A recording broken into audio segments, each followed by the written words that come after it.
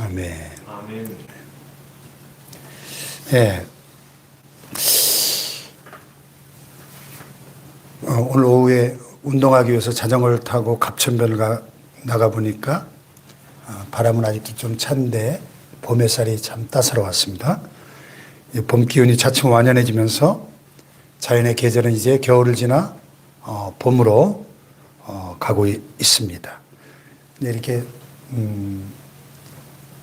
충계 대신방을 하면서 쭉 이렇게 성도님들하고 이야기를 나누다 보면은 계절은 봄을 향해 가는데 우리 인생은 거꾸로 깊은 가을로 또 혹은 겨울의 문턱을 지나는구나 그런 생각을 하게 됩니다.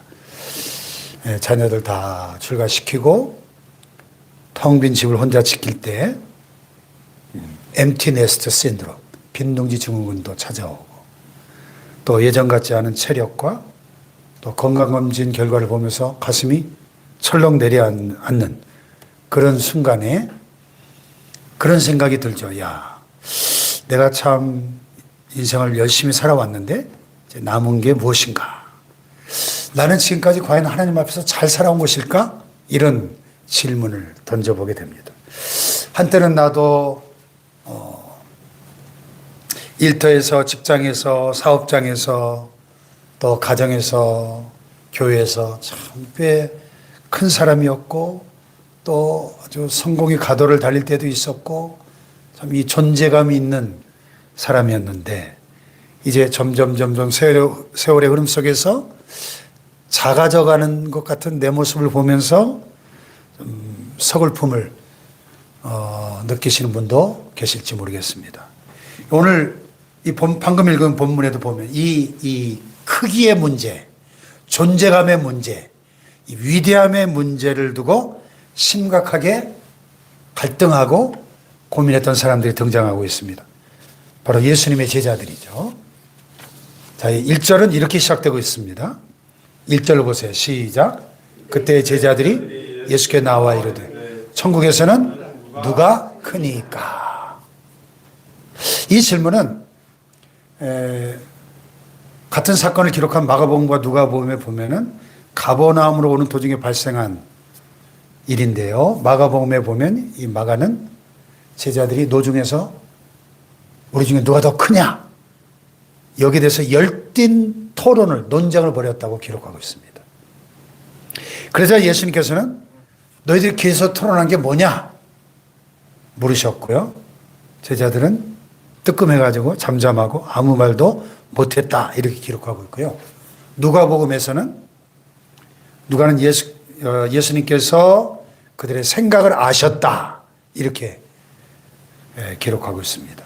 그러니까 종합해 보면은 예수님께서는 이 제자들이 길을 가다가 자리다툼하면서 논쟁하는 것을 아시고 그들에게 물으셨을 때 그들이 대답을 못하고 잠잠해졌고 바로 그때 제자들이 그렇다면 예수님께 나와서 그렇다면 예수님 천국에서는 누가 큰 자입니까? 이렇게 질문하셨다는 거죠.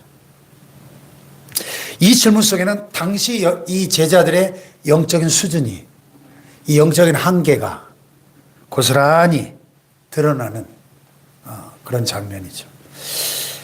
존 맥아더 목사님은 마태복음 주석을 쓰시면서 이 구절을 강의하시면서 당시 제자들은 예수님을 통하여 곧 이루어질 정치적이고 지상적인 왕국을 기대하고 있었다. 이렇게 지적하고 있습니다.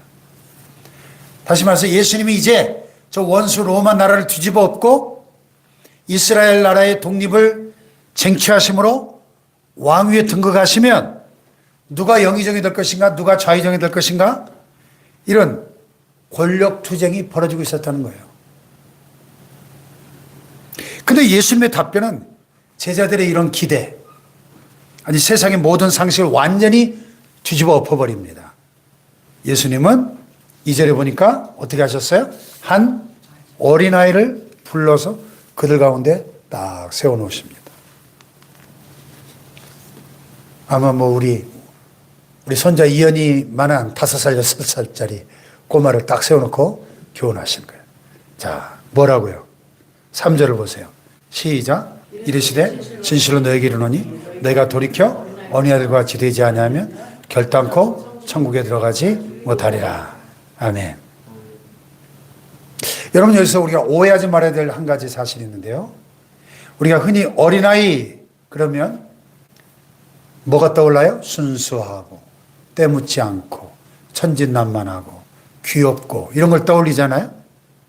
그런데요, 이 예수님 당시 주 1세기의 유대 사회와 이 그리스 로마 문화권에서는 이 어린아이를 뜻하는 헬라로 파이디온 성교라고 있죠. 이 파이디온, 이 단어는 순수함의 상징이 아니었습니다.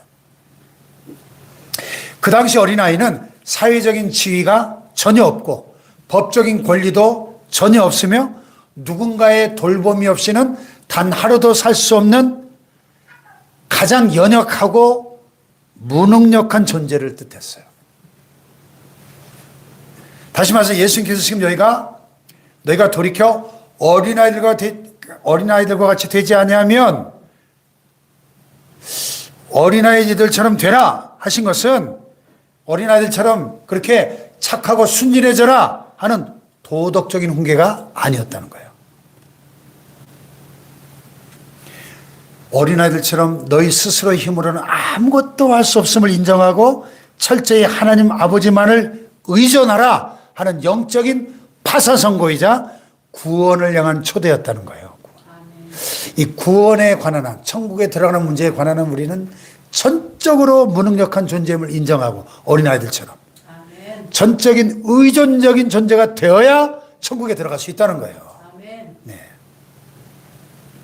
예수님의 이 말씀은 성경 전체를 관통하는 진리와 명확하게 짝을 이루고 있습니다. 자, 여기 제가 관주를 한번 찾아보니까 잠언 3장 5, 6절과 고린도서 12장 9절. 자, 잠언 시작. 너는 마음을 다하여 여호와를 신뢰하고 내 명철을 의지하지 말라. 너는 범사에 그를 인정하라. 그리하면 내 길을 지도하시리라. 아멘. 또 고린도후서도 보세요. 시작. 나에게 이르시기를 내 은혜가 내게 족하도다. 이는 내 능력이 약한 데서 온전해짐이라. 아멘. 네. 그 다음에 야고보서 4장 6절도 보세요. 시작. 그러므로 이르시되 하나님이 교만한 자를 물리치시고 겸손한 자에게 은혜를 주신다 하였느니라. 아멘. 네. 그러니까 이 세상의 논리와는 완전히 정반대죠. 세상의 논리는 뭐야? 끊임없이 네 힘을 길러라, 네 명철을 의지해라, 네 지식을 쌓아라, 스펙을 쌓아라, 독립해라, 강해져야 된다. 그것이 위대해지는 길이다 가르치잖아요. 그런데 천국의 가치관은 완전히 정반대라는 겁니다. 천국의 문은 자기 힘을 다 빼는 사람, 하나님의 은혜가 아니면 나는 단 하루도 살 수가 없는 연약한 존재입니다, 이렇게 고백하는 사람들에게만 천국 문은 열린다는 겁니다. 아멘. 하나님은 우리의 힘이 다 빠진 그 자리, 스스로 약함을 고백하는 그 빈자리에 은혜를 채워주시는 줄로 믿습니다. 할렐루야. 네. 그래서 우리가 나이가 들면서 또 은퇴도 하시고 또 우리 몸과 마음의 힘이 빠져나가는 걸 너무 두려워하거나 서러워하지 말라는 겁니다. 물론 참 내 마음은 청춘인데 내 몸이 잘 따라주질 않고 때로는 자식들이나 병원의 도움을 받아야 되는 그 현실이 참 속상하고 자존심 상할 수도 있죠. 그런데 영적인 눈을 들어보면요, 내 육신의 힘이 빠져나가고 내 사회적인 타이틀이 떨어져 나가는 그 시기야말로 내가 온전히 하나님 한 분만을 파이디온처럼 어린아이처럼 100% 의존할 수 있는 가장 위대한 영적 전성기일 수 있는 거예요. 영적으로 볼 때는. 아멘. 오카는 목사님께서 제자훈련 때 늘 강조하셨던 말씀이 있어요. 제자훈련 지도자 세미나에서 신앙생활의 가장 큰 적은 내 안에 남아있는 내 힘입니다. 내 안에 남아있는 내 힘. 내 자아가 시퍼렇게 살아가지고 내가 너무 강한 거야. 이게 사실은 신앙생활의 가장 무서운 적이라는 겁니다. 그렇죠. 우리가 지금까지 평생을 내 힘으로 자식들 키우고 내 힘으로 사업을 일으키려고 할 때 얼마나 고달프고 힘들고 불안했습니까? 이제는 우리가 좀 방향을 전환해야 된다는 거예요. 하나님, 나는 어린아이입니다. 주님이 붙들어주지 않으시면 저는 아무것도 아닙니다. 이 고백이 터져나올 때 여러분 천국에서 가장 큰 자로 인정받게 될 줄로 믿습니다. 자, 근데 예수님의 가르침은 여기서 머물지 않습니다. 내가 어린아이처럼 낮아질 뿐만 아니라 절대 의존적인 존재가 되어야 될 뿐만 아니라 내 곁에 있는 작은 자를 어떻게 대하느냐. 이것이 천국 백성됨의 표지다. 핵심이다. 말씀하시는 거예요. 여기 자 6절을 보세요. 6절 시작. 누구든지 나를 아는 이 작은 자 중 하나를 실족하게 하면 차라리 영장의 돌이 그 목에 달려서 깊은 바다에 빠뜨리는 걸 주는 것이 나으니라. 아멘. 아멘. 참 무서운 말씀이네요. 자, 이게 실족하게 한다는 헬라어 스칸달리조. 이 말은 덫을 놓는다. 걸려서 넘어지게 만든다. 이런 뜻을 갖고 있어요. 그냥 누군가의 믿음을 떨어뜨리게 하거나 상처를 주는 그런 행위를 말합니다. 예수님은 그런 사람에게 야 차라리 연자맷돌을 목에 달고 어떻게 해요? 깊은 바닷속에 빠뜨려지는 형벌을 당하는 게 낫다. 이 연자맷돌 보신 적 있나요? 예. 직접 본 적은 없고 저도 그림이나 사진으로 영상으로 본 적 있죠. 삼손 영화에 보면 삼손이 두 눈 뽑히고 그 낙이나 소가 돌리는 큰 연자맷돌을 돌리는 짐승 같은 존재로 전락하잖아요. 그 거대한 돌. 그거 목에 달고 깊은 바다에 빠지면 어떻게 될까요? 야, 참 무서운 경고죠.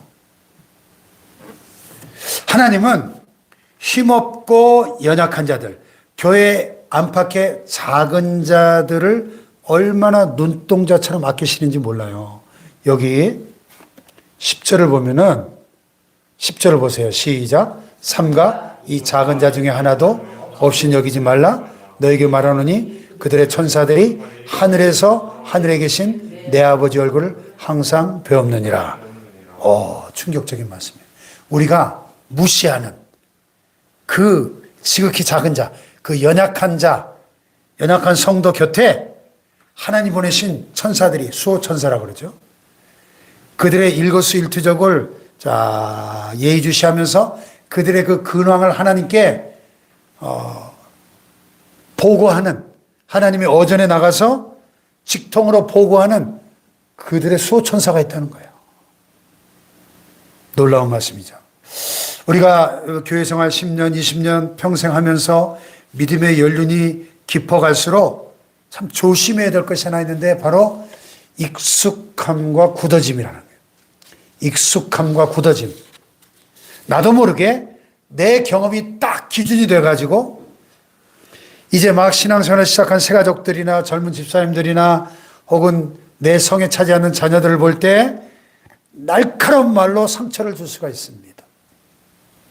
나 때는 말이야, 우리 때는 안 그랬어. 기도를 그렇게 해가지고 되겠어? 이런 식의 그 정죄나 섣부른 판단이 누군가에게는 스칸달리조가 될 수 있다. 신앙을 포기하게 만드는 덫이 될 수도 있다는 거예요. 무서운 경고죠. 얼마 전 기독교 잡지에서 2023년 기독교 올간지 실린 실화인데요.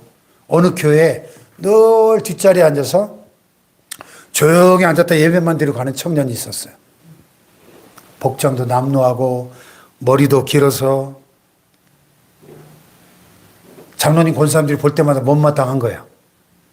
오늘 한 권사님 참다 못해서 청년에게 일침을 가했습니다. 청년, 교회 올 때는 좀 단정하게 입고 와야지. 그게 뭔가? 청년은 아무 말없이 고개를 푹 숙이고 갔어요. 그 이후로 교회 발길을 끊었습니다. 나중에 알고 보니까 그 청년은 주중에 밤낮으로 배달 알바를 하면서 병든 홀어머니를 모시는 소년 가장이었어요. 주일 아침에 배달을 마치고 옷 갈아입을 시간도 없이 그냥 허겁지겁 은혜를 사모하면서 달려왔던 건데 그 겉모습만 보고 던진 그 말 한마디가 그를 실족하게 한 거예요. 참 안타까운 일이죠. 근데 이런 일들이 오늘날 교회 안에 부지기수로 일어난다는 겁니다. 여러분, 하나님 나라에서는 돈 많은 사람, 학벌 좋은 사람, 세상에서 잘 나가는 사람이 큰 자가 아니라고 주님 말씀하시는 거예요. 내 곁에 있는 가장 연약하고 부족해 보이는 그 지체 하나를 함부로 평가하지 않고 예수님을 대하듯이 품어주고 위로해주는 사람, 그 사람이 바로 천국에서 가장 큰 사람, 위대한 사람이다. 아멘 합시다. 예. 이 말씀도 역시 성경 전체를 흐르는 주님의 일관된 마음이죠. 성경은 분명하게 우리에게 증언하고 있습니다. 자, 여기 마태복음 25장과 로마서 14장을 보세요. 마태복음 25장 시작. 임금이 대답하여 이르시되 내가 진실로 너에게 이르노니 너희가 여기 내 형제 중에 지극히 작은 자 하나에게 한 것이 누구한테 한 거라고요? 내게 한 것이래. 내 형제 중에 지극히 작은 자. 지극히 작은 자가 뭐예요? 우리가 무시하고 얕잡아 보는 참 연약한 자, 보잘것없는 자, 그 사람한테 한 게 주님께 한 거래요. 네, 로마서 14장도 보세요. 시작. 그런지 우리가 다시는 서로 비판하지 말고 도리어 부딪힐 것이나 거칠 것을 형제 앞에 두지 아니하도록 주의하라. 아멘. 거칠 것, 이게 이제 스칸달리죠. 걸려 넘어지게 만드는 걸림돌이 되지 않도록 조심해야 된다. 아멘. 자, 빌립보서 2장 3절 시작. 아무 일에든지 다툼이나 허용으로 하지 말고 오직 겸손한 마음으로 각각 자기보다 남을 낮게 여기고 그랬어요. 그러니까 이런 구절들을 종합해 보면 주님의 마음이 명확해지죠. 천국에서 진정 큰 자는 어떤 자야? 내 형제 중에 지극히 작은 자 하나를 대할 때 누구를 대하듯 주님을 대하듯이 높여주는 사람이다 하는 거예요. 예, 이 진리가 한국 기독교 역사 속에 참 아름답게 적용되었던 감동적인 실화가 하나 있죠. 우리가 그때 같이 갔던 전북 김제 기억자교회 기억나십니까? 금산에 금산교회, 김제 금산교회 1905년에 세워졌는데요.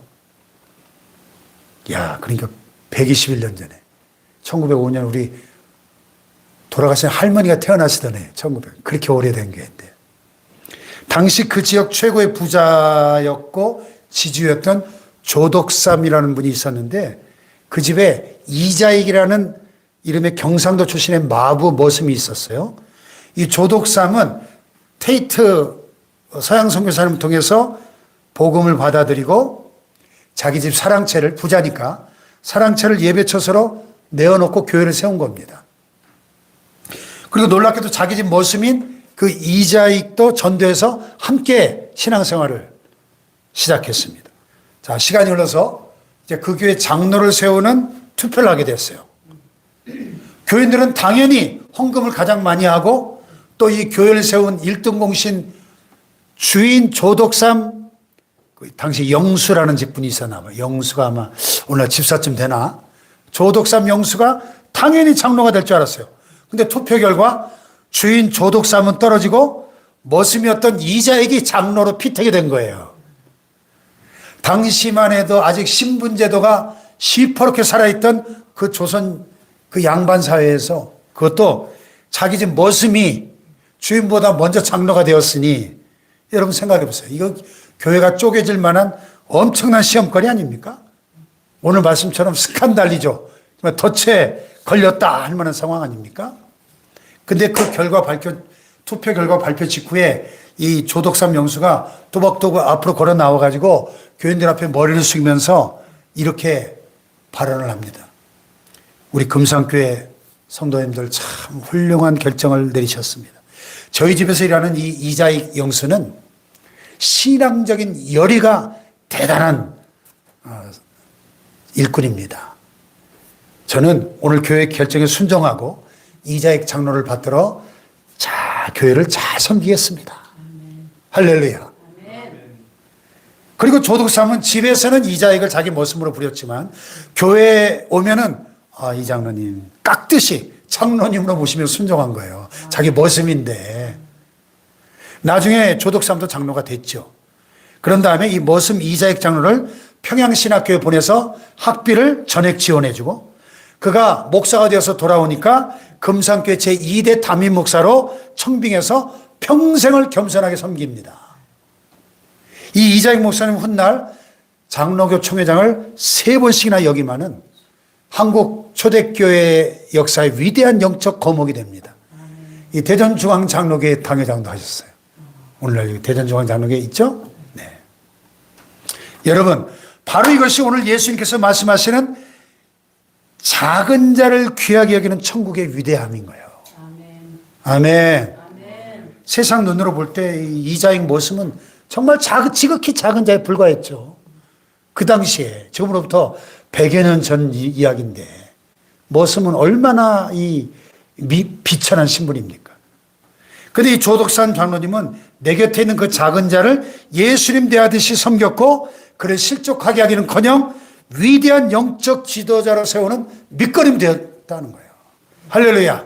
참 얼마나 참 아름다운 이야기고 참 귀한 분인지 모르겠어요. 그죠? 네. 여러분, 우리 교회 안에도 또 우리 가정 안에도 혹시 내가 품어야 할 이자익과 같은 작은 자가 있지 않을까? 그런 질문을 해보게 됩니다.